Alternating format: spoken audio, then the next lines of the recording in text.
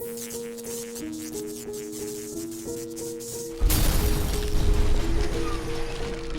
going on, guys? Welcome back. Madden 16 commentary. Do me a favor, like button, subscribe button, criticism in the comment section. Twitter, Shutdown Safety is my username. It is past 1:30 in the morning.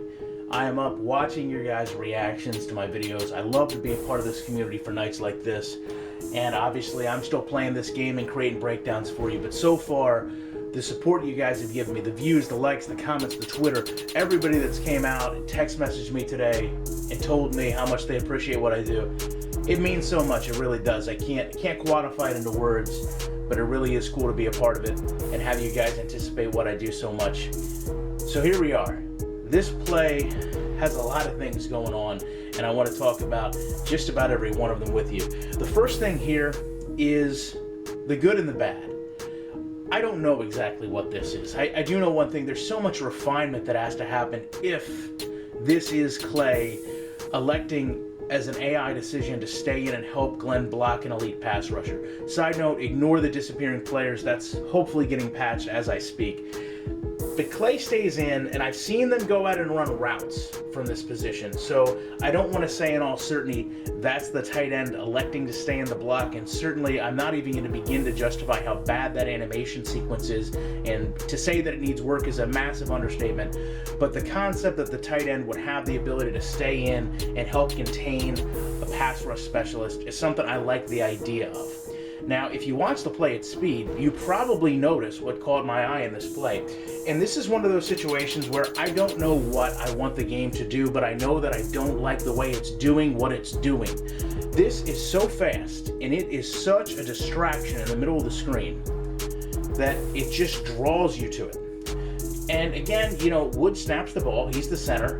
He can't help Miller or Incognito because they're not losing containment, so he just kind of goes back and forth between them, but he does it so fast that it just looks goofy. It looks even more goofy because he's got a linebacker right in front of him, and I realize, listen, he can't go up and pancake this linebacker, but at the same point, it's like, you know, we have to have something more refined than that.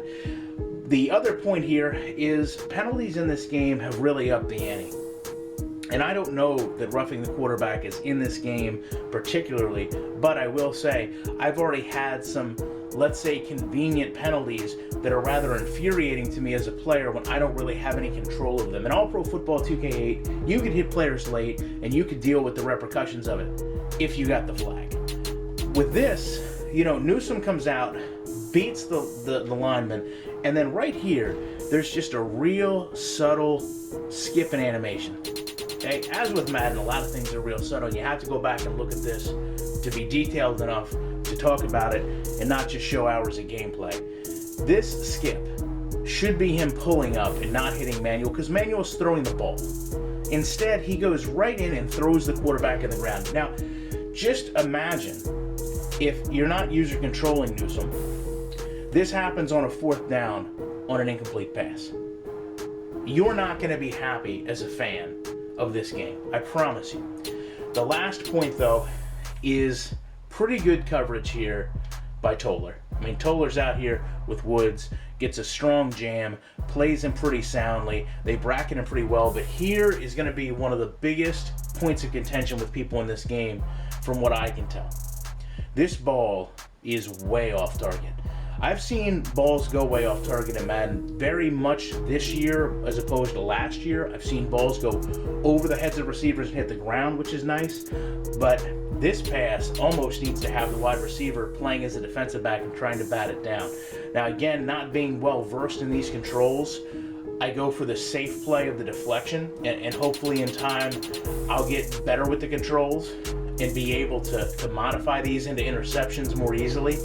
But just to play it for you at speed, looking at the coverage, I actually like the coverage a lot. I don't like the safety flat-footed standing still, but again, a lot of stuff to discuss here. I'm interested in your opinions in it. I appreciate you checking it out as well as the support. I'll be back very shortly with more content.